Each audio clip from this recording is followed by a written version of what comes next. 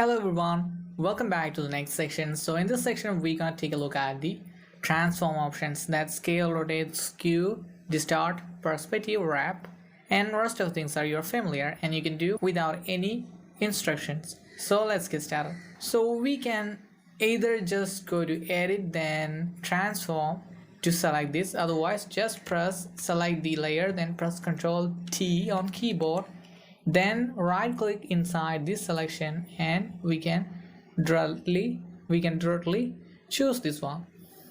So let's choose the wrap first. So what is wrap? So wrap, choose a wrap from the wrap styles pop-up menu in the options bar, or to perform a custom wrap, drag the control points a line or an area with the mesh to change the shape of the bounding box and mesh.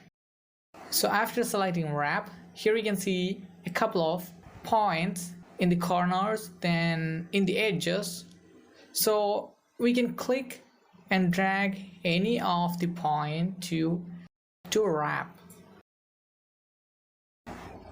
Just like this. Look at that. This is wrapping. Let's go back to normal. Then again we can select the wrap. Okay, then on the top you can see a wrap with custom bar. Look at that here, a drop down menu. Then just click on the drop down menu and you can see some arc lower, then arc upper, then arc, then flag, fish, wave, something like that. Actually these are shapes. When you choose any of this, so for example I can select the arc, it will become an arc shape. Actually this is exceeded the window or this tab, so we can change into a fish shape. Look at that, it looks like a fish shape. So let's look at that, change to a fish size. Then okay, let's select the distort one, so wrap one, then change into a flag size. Look at that, it changed to flag style. Then going back to the plug,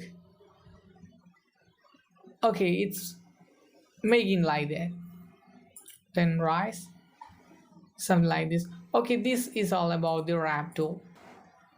Okay, let's move to the next one, that's distort. So if you choose distort, drag a corner handle to stretch the bounding box. So let's do that. We can stretch like this, how it looks like. Stretch like this. So especially for making images 3D, it's really useful. Delete this one, then make a shape. Okay, fill with orange color. Let's select distort, then do that. This corner will go like this. Let's move back. Then let's import another image, then select perspective. So what is perspective? Perspective conforms a distortion to create a mathematical perspective. If the center edge point is moved, the object is distorted from side to side. If a corner point is moved, both corners stretch either or out depending on whether you are stretching or shrinking the transform box. On the corner point, let's drag like this.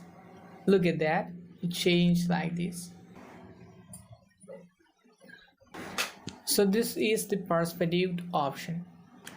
So let's take a look at this image. Let's select the next one is skew. Right click and select skew.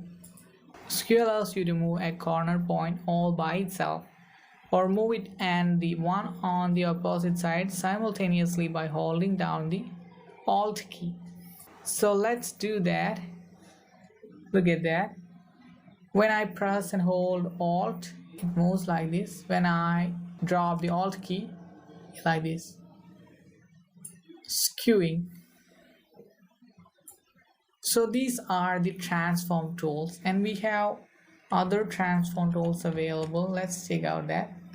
Control T, then select the scale, rotate, skew, scale, rotate, then rotate 180, then rotate 90 degree, then rotate counterclockwise, then flip horizontal and flip vertical. I hope you can do these things without any description or so this is all about the transform options. And also some special things are coming up, that's the fill and stock, then puppet wrap in the upcoming videos, and also the define brush, then define patterns.